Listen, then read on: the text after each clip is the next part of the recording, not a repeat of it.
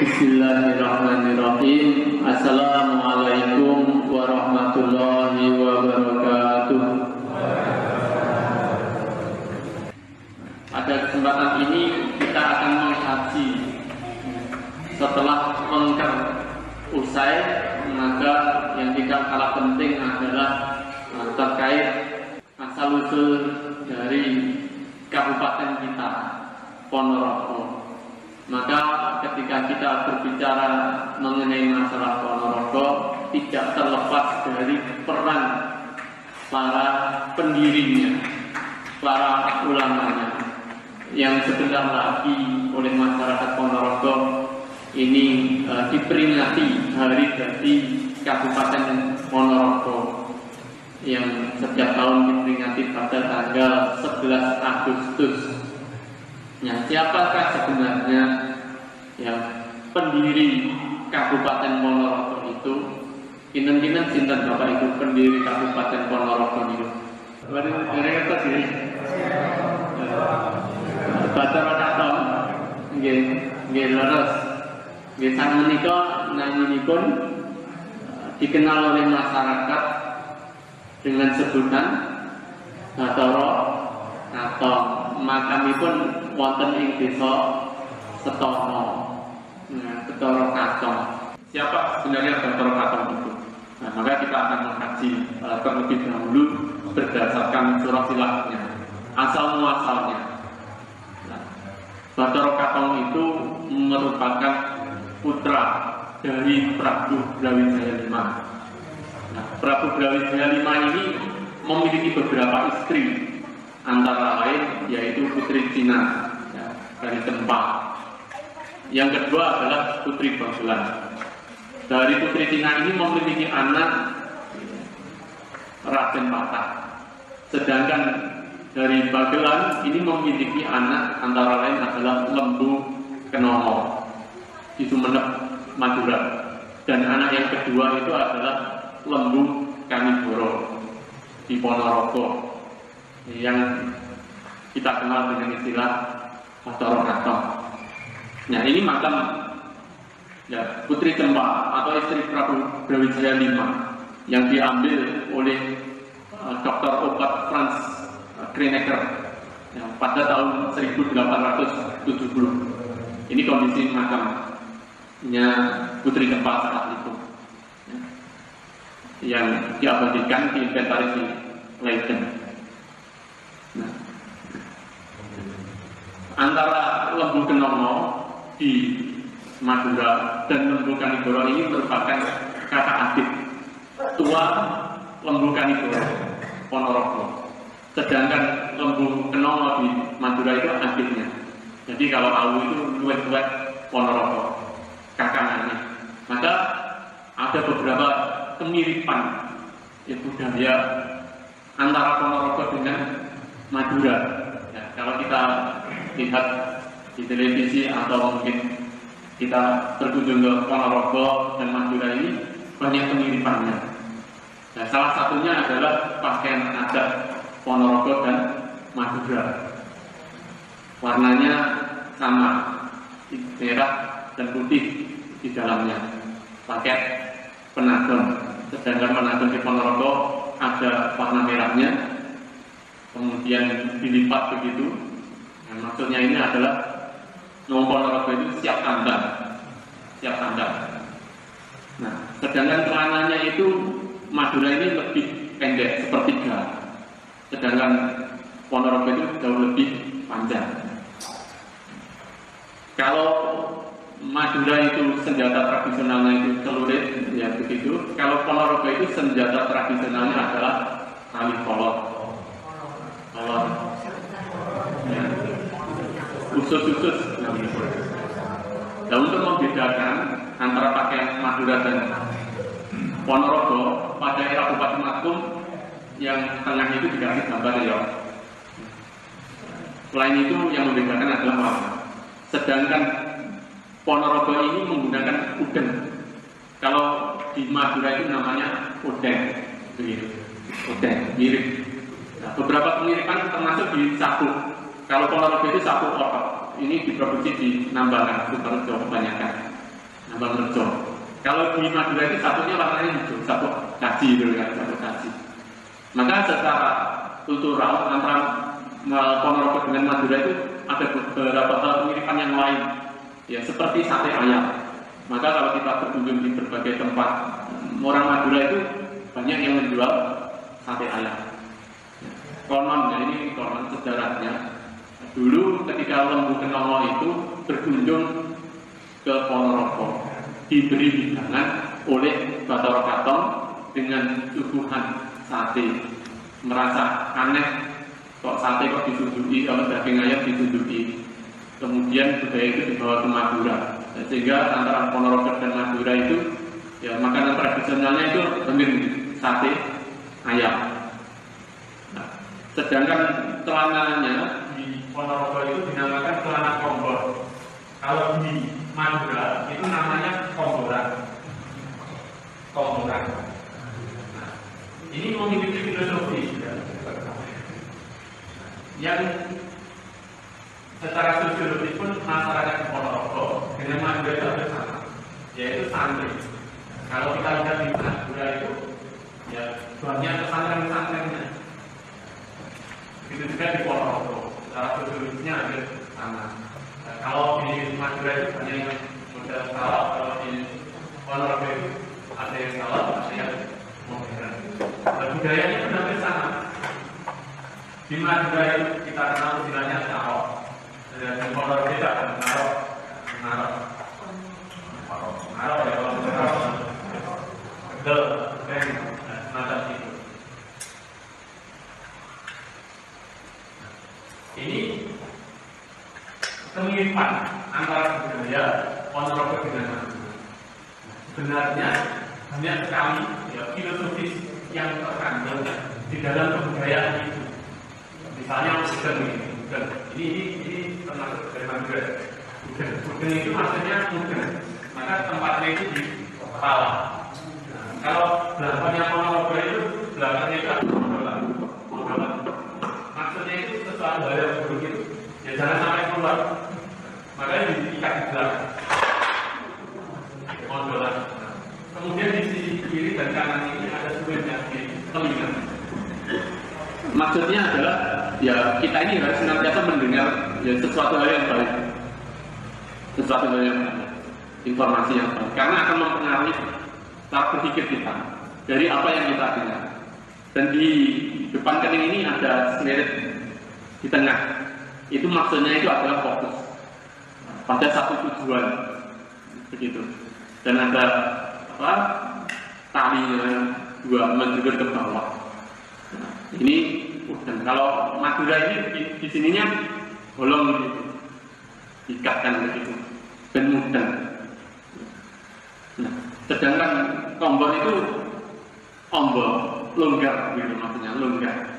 Ya karena itu yang longgarnya rosot, ya ben orang gampang nesu, ya, lapang dada, ya harus sabar. Itu maksud dari pakaian. Kemudian penadar, ya itu dari bahasa Arab panadun, artinya itu adalah lemah, yang menunjukkan bahwasanya ya manusia itu lemah ya, dari segala sisi apapun. Maka kita itu membutuhkan pertolongan dari Allah yang maha kuat. Ya, maka ya para waro dan yang lainnya itu tidak boleh sombong ya dalam kehidupan itu. Maka di belakang panadun itu warnanya putih dominasinya, ya, dengan niat yang baik, niat yang suci. Ya, merah itu melambangkan keberanian, ya, keberanian di dalam amal ma'ruf nahi munkar. Kemudian hitam itu menandakan kelanggengan, karena warna pakaian masyarakat Ponorogo itu dominasinya yaitu hitam, kelanggengan, keantengan, ya, anteng. Ya, ini beberapa kemiripan kebudayaan karena secara genealogis itu sama, secara hubungan saudara itu memiliki kedekatan, kakak beradik antara Madura dengan Ponorogo. Nah, sebenarnya siapa pendiri Ponorogo itu? Kalau kita itu merujuk di beberapa literatur, itu ada 4 nama yang dominan. Yang pertama itu Lembu Kalidoro, itu nama kecilnya. Ada yang menyebutnya yang kedua itu adalah Barak Kali. Yang ketiga adalah Joko Piturun, dan yang keempat itu adalah Bathara Katon. 4 nama 1 orang. Nah, apa yang membedakan dari nama ini? Ya, tentu berbeda, baik itu dari sudut pandang ideologis, ya, sudut pandang sejarah, ataupun sudut pandang yang lainnya. Itu mencerminkan perbedaan-perbedaan tersendiri antara nama-nama ini. Nah, asal-muasal nama Bathara Katon ini, ya, gelar Bathara ini ada 2 versi. Saya menemukan itu 2 versi. Ya. Yang pertama ini versi di bukunya Mulyadi tahun 1986, yang mengatakan bahwa nama Bathara itu adalah diperoleh dari mimpi, katanya, wangsit. Yang kedua itu di bukunya Purwowijoyo tahun 85 halaman 6 jilid 2. Katanya nama Bathara itu adalah pemberian dari Sunan Kalijaga. Nah, di antara 4 ini, ya, yang paling mendekati kebenaran yang mana adalah Raden Joko Piturun. Nama penggunaan Bathara Katon ini sering muncul di dalam literatur itu ketika era penjajahan Belanda. Nah, kenapa hal demikian? Karena ada beberapa versi.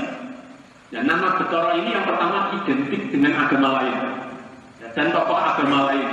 Ya, misalnya ada Bathara Kala, ada Bathara Karang, ada Bathara Suryo, dan seterusnya. Yang mirip dengan kepercayaan Hindu, misalnya. Nah, berbeda nama Joko Piturun ini. Ini menurut Ong Hokam, salah satu peneliti dari Indonesia, Cina, ya, orang Cina berarti kewarganegaraan Indonesia. Ini di dalam bukunya tahun 1975, penggunaan Joko ini ya identik dengan nama Islam.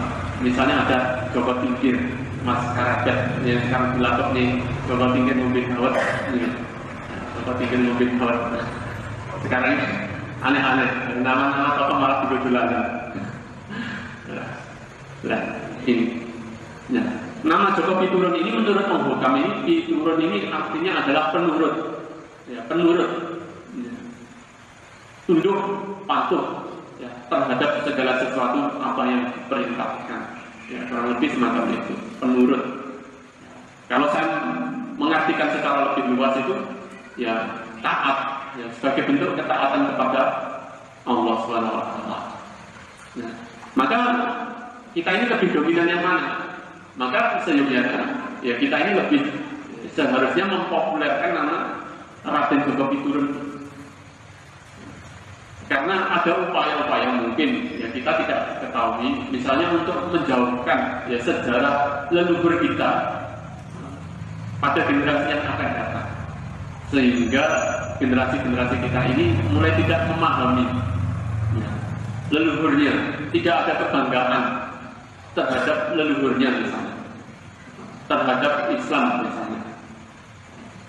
Maka seringkali ya nama-nama itu dibelokkan.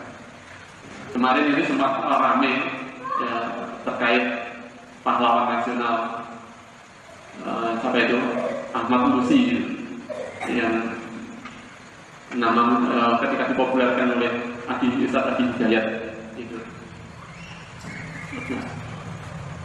Maka dari itu ya nama itu penting sebagai bentuk bagian identitas terkait tentang peradaban masa lalu. Misalnya kita mengenal saat ini Bathara begitu, ini maka banyak orang asosiasinya Hindu ini. Tapi kalau Joko Piturun, ini asosiasinya adalah tokoh Islam, sehingga populernya Bathara Katon ini ya secara halus mendegradasi dari kejayaan Islam. Maka kita lebih bangga menggunakan nama-nama Islam itu. Nah, ini.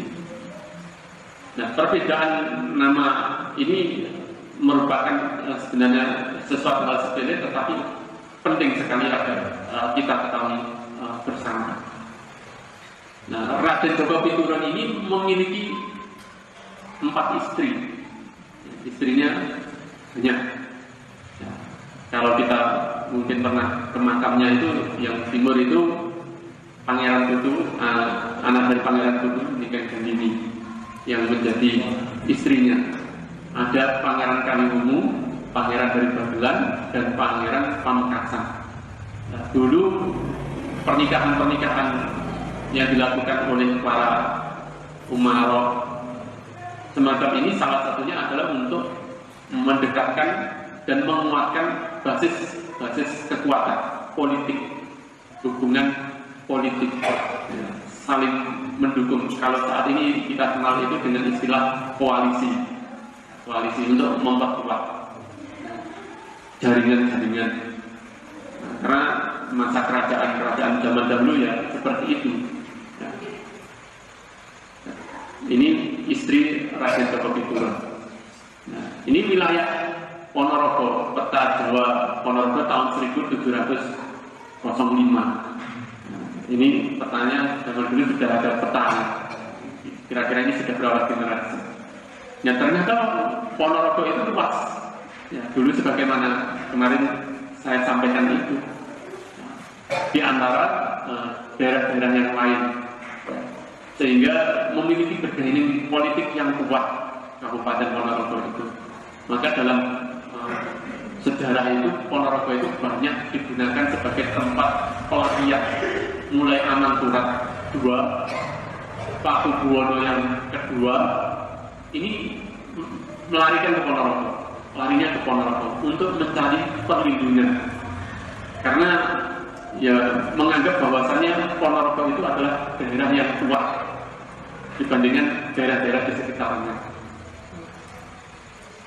Nah, penamaan Ponorogo ini tentu ya berkaitan dengan Raden Joko Pituron itu, Betara Katon ini. Nah, banyak yang mengistilahkan Ponorogo itu dengan arti yang bermacam-macam. Ada Profesor Marwati Junut itu mengatakan Ponorogo Pramangaraga, ada yang mengatakan pen dari kata pan dan raga yang artinya itu ngepenaknya rogo atau pengajaran yang suci. Ada yang mengatakan Ponorogo itu dari kata pana dan raga. Pana itu mengerti, raga itu adalah tubuh, mengerti akan dirinya sendiri, nyerteni awak itu. Ini bagian dari upaya bentuk untuk mendekatkan kepada Allah.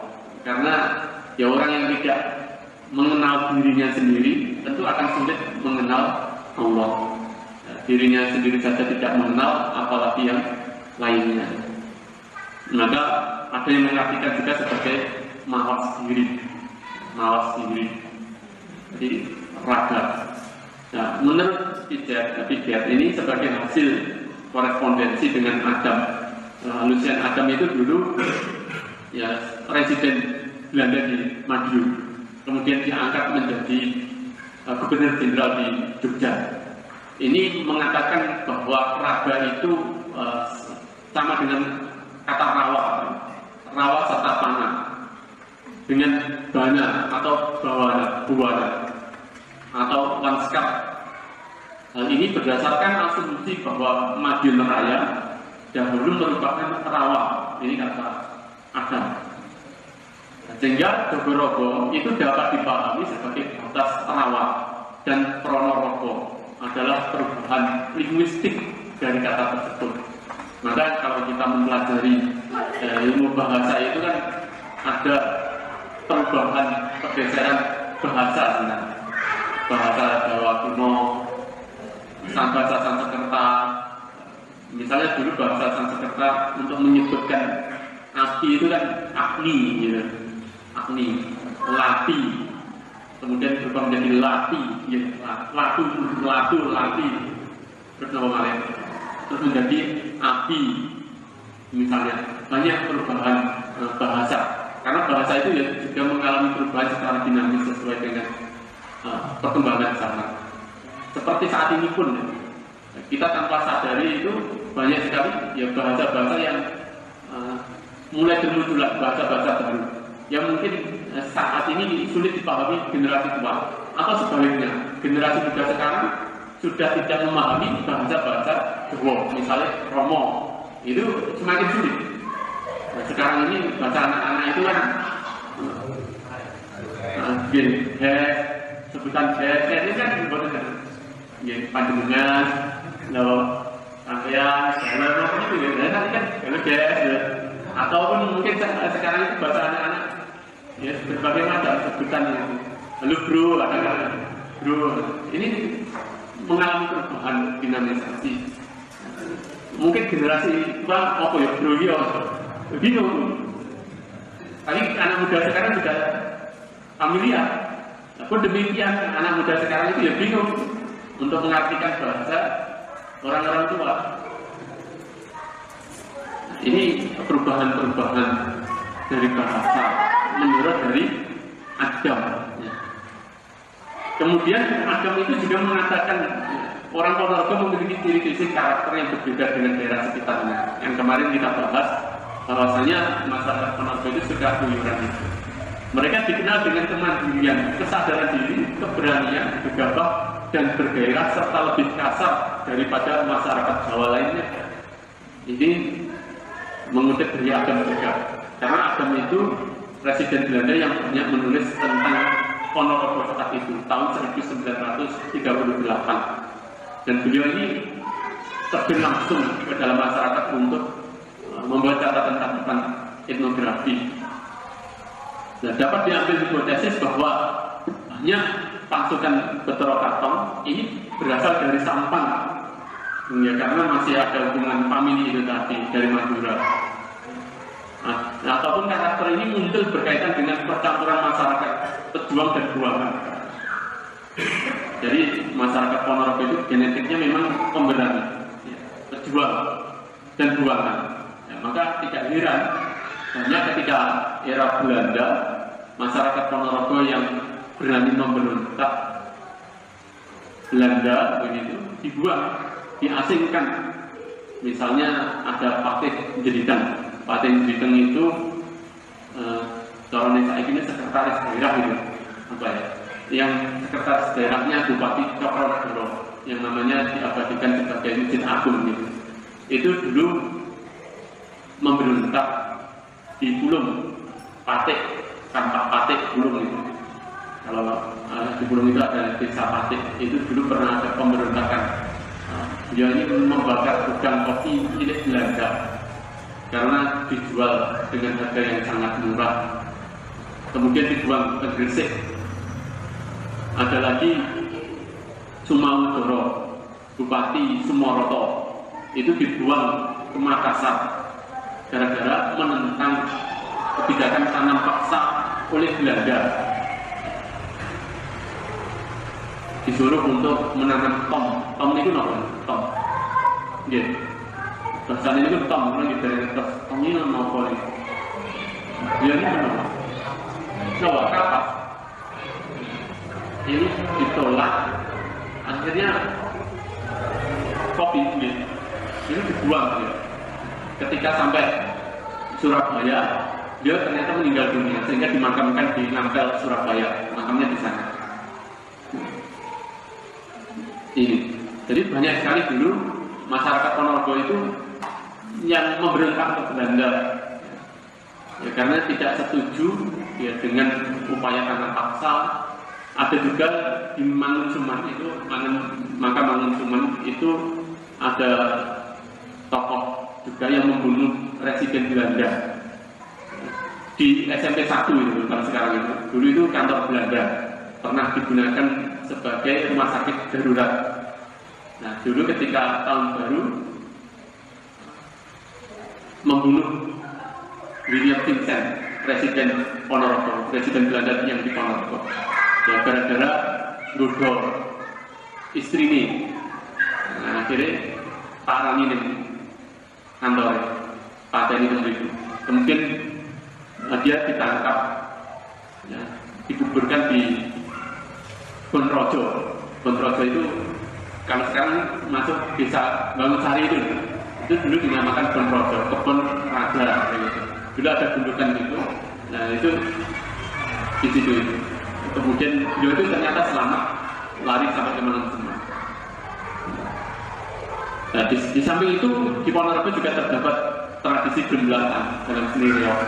Nah, yang kemungkinan berasal dari inisiasi anak laki-laki menuju dewasa. Ini menurut Adam, peneliti Belanda.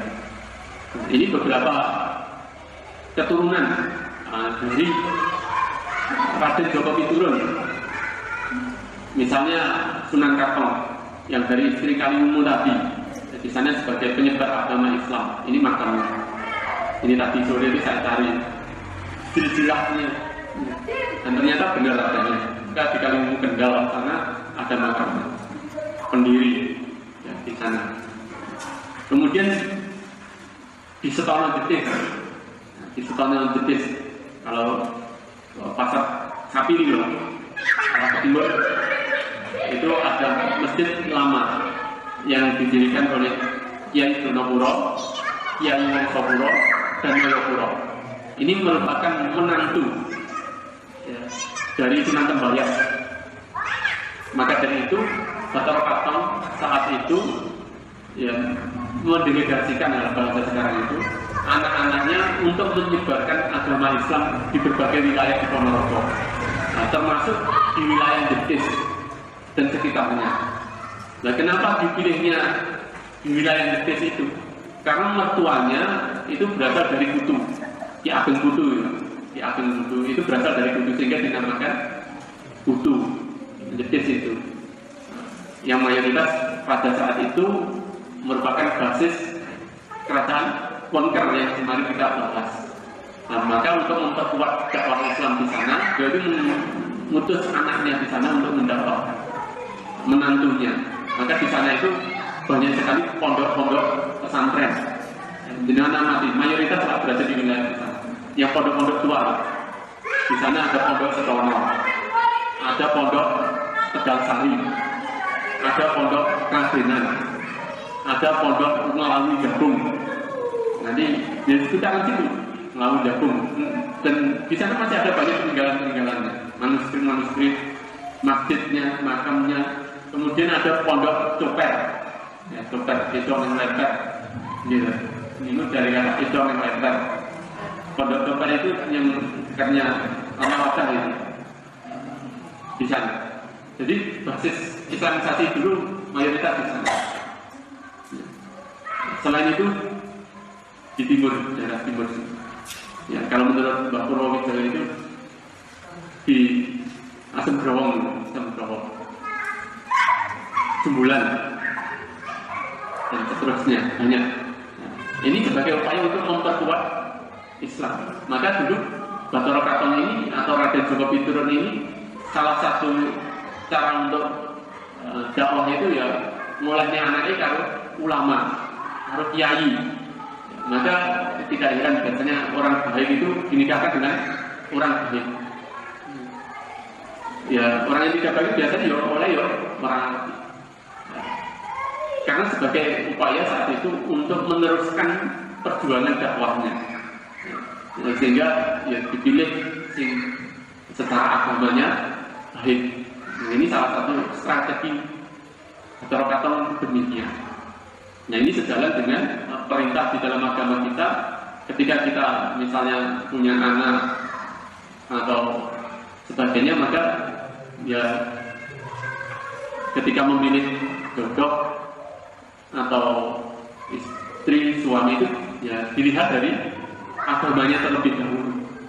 Ya, kadang-kadang kan banyak sekarang itu yang memilih suami atau istri itu ya dilihat dari ya gaweane apa. Nggih Pak. Takon kerjanya apa? Saya belum bekerja, tapi saya tetap bekerja. Nah, ngono anaknya sopo, bebek, bobot, bibit, barang-barang. Ya, ini itu yang penting. Tetapi yang lebih penting itu dilihat dari agamanya.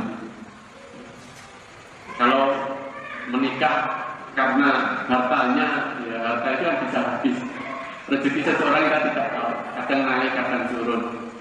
Kalau menikahkan anak karena ketampanannya, kecantikannya, ya siap-siap, kadang-kadang kecewa.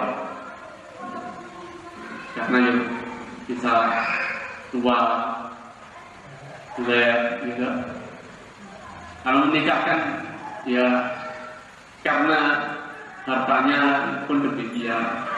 Ya yang langgeng itu adalah menikahkan karena agamanya itu. Dilihat dari agamanya. Nah, ya parameter apa ya? Jin, atau iman, atau ngaji baik, ya itu yang penting. Karena yang membawa keselamatan kita bahagia di dunia dan di akhirat itu ya agamanya itu. Maka ya, seringkali kita ini memohon berdoa Allah untuk doa satu jagat itu kebahagiaan di dunia dan di akhirat.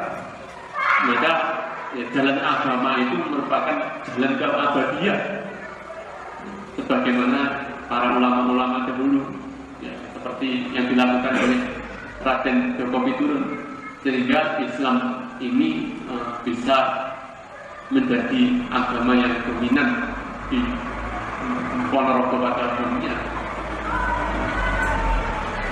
Ini karena salah satunya ya jalur pernikahan. Jalur pernikahan ini sebagai upaya untuk melanggengkan Islam itu tadi. Maka agama ini menjadi tolak ukur yang menurut saya sangat penting. Jalan keabadian, menempuh jalan keabadian. Dan alhamdulillah kita ini bersyukur sekali. Kenapa? Ya termasuk kita duduk-duduk di dalam majelis ilmu ini merupakan dalam rangka menuju jalan keabadian. Orang Jawa itu mengatakan sangkan parang dumadi, ngerti dalam mulia besok awak dewe sanggune itu. Maka bersyukur sekarang yang sangat menurut saya sangat bermanfaat. Ya karena kita sadari sekarang ini ya untuk misalnya seharusnya kita bisa mengambil ya ibrah, manfaat atau pelajaran-pelajaran dari generasi terdahulu kita ini ya, sebagaimana yang dilakukan oleh Raden Djoko Piturun itu. Tapi kalau kita melihat sekarang ini justru ada sebuah upaya menjauhkan ya, nilai-nilai Islam itu dari bagian masyarakat kita. Ya banyak peringatan-peringatan misalnya dari Kabupaten Ponorogo ini yang menurut saya masih jauh ya dari nilai-nilai Islam. Ya malah kadang-kadang ada kegiatan-kegiatan yang menjerumus kesyirikan, menjerumuskan kita kepada kemurtatan yang mungkin kita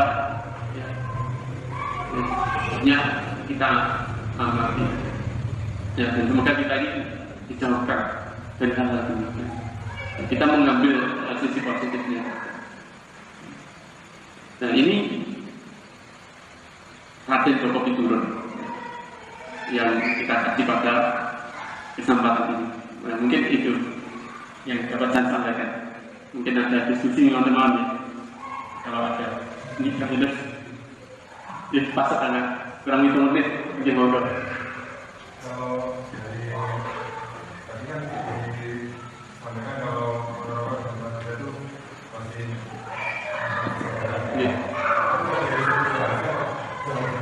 ya dari segi bahasa memang jauh ya sangat jauh karena ya mungkin jarak maka oleh Profesor Ayu Sutarto itu dikatakan bahwasanya provinsi Jawa Timur itu ada 10 sub etnis kebudayaan. Nah, Madura itu bagian tersendiri karena berbeda dengan bahasa Jawa pada umumnya ya, pada Jawa pada umumnya karena percampuran antara bahasa Jawa dengan nopo niku ngarani daerah pesisir pesisir.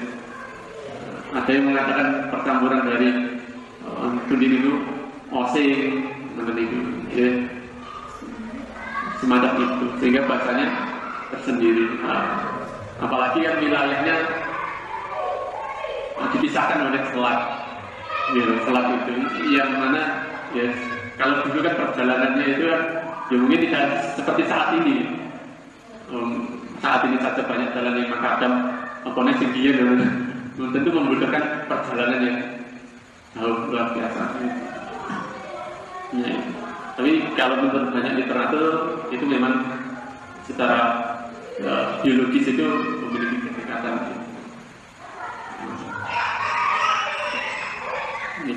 mungkin yang lainnya.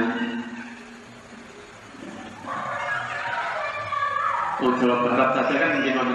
Ini kan masih Jawa, tapi bahasanya kan Sunda katanya. Ya, semakin jauh dari pusat kekuasaan itu biasanya semakin jauh.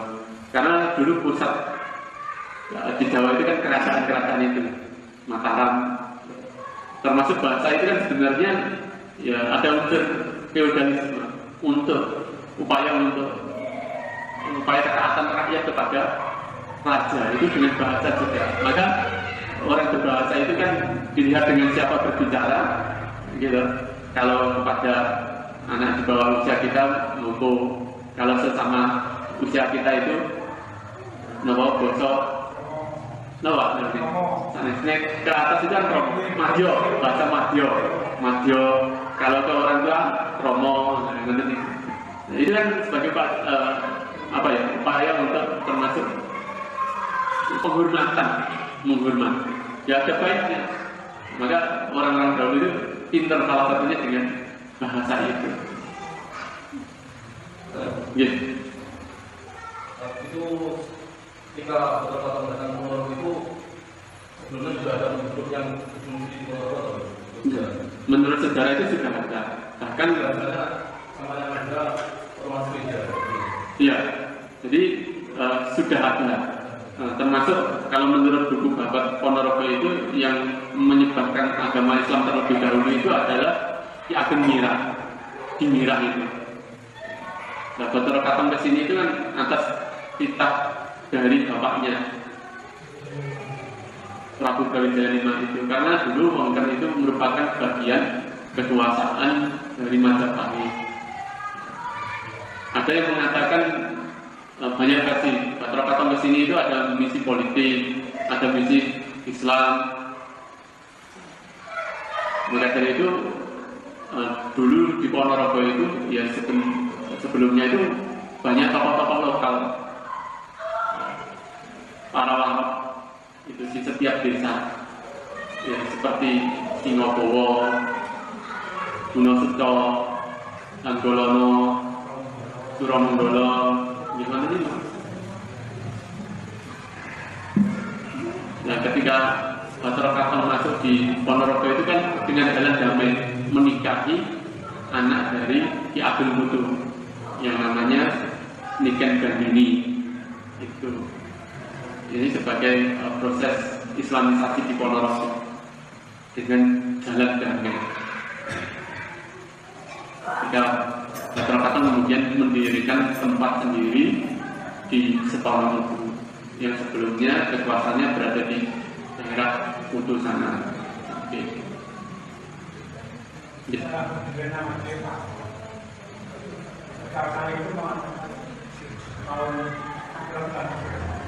Masjid Tegasari itu 1700-an. Dulu Muhammad Besari, Kiai Muhammad Besari itu meninggal sekitar tahun 1742-an. Sebelum sudah malah dulu yang Setono Niwau, yang Noyopuro itu. Nah dulu Muhammad Besari itu ngajinya di Setono itu, kemudian mendirikan pondok sendiri di timurnya Tegalan, kemudian dinamakan Tegal Sari di timur kali itu. Bapak Tegalan di situ. Dulunya gurunya di baratnya itu, di setelahnya itu. Jadi mereka apa ya? Mulainya di situ. Setono itu termasuk pesantren tua di Ponorogo. Dan banyak penelitian, nanti kapan-kapan mungkin kita bahas secara khusus tentang Masjid Tegal Sari. Siapa pendirinya, asal usulnya, masjidnya, kapan-kapan insya Allah. Jadi Muhammad Besari itu punya anak Kiai Muhammad Ilyas. Kiai Muhammad Ilyas itu punya anak Hasan Besari. Ini jaya-jayanya pesantren Tegal Sari. Muridnya lebih dari 3.000. Ya, itu menurut peneliti Belanda Vokens. Maka dari itu Belanda itu berusaha untuk menghancurkan Ponorogo itu sejak dari dulu. Karena basis Islam. Nah, karena dikhawatirkan memberontak. Karena Islam itu ada spirit jihadnya dan seterusnya. Termasuk Kiai Hasan Besari, kemudian Kiai Hasan Besari punya istri dari Keraton Solo, mempunyai anak Mustafa Aminoto itu, tarekat Islam itu, dan banyak. Silsilahnya nanti kapan-kapan insya Allah kita bahas termasuk mungkin sejarah-sejarah Islam yang ada di Ponorogo, di beberapa tempat di Ponorogo. Mungkin maksud Malik? Iya. Yes. Suminten, ya, nanti. Jadi Suminten itu kan anaknya Guna Seco. Ya, anaknya Guna Seco yang tergila-gila kepada Suromenggolo. Iya, Mas Broto. Iya, Mas Broto, Bupati Trenggalek. Ya, kena luyung banknya itu nanti kapan-kapan kita bahas. Nah, menurut beberapa sejarah, ya Guna Seco itu gurunya itu adalah Singobowo. Insya Allah ada beberapa literatur nanti saya pelajari ulang terkait kisah itu legenda sampai di ketoprak nih yang ada di ketoprak nih Suminten dan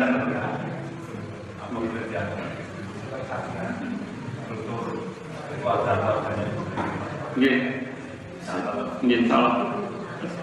Karena kalau berbicara sejarah itu kan harus ada dokumennya, ya, ada bukti resmi. Kalau tidak itu kan nanti bisa menjadi dongeng, gitu. Khawatirnya semacam itu.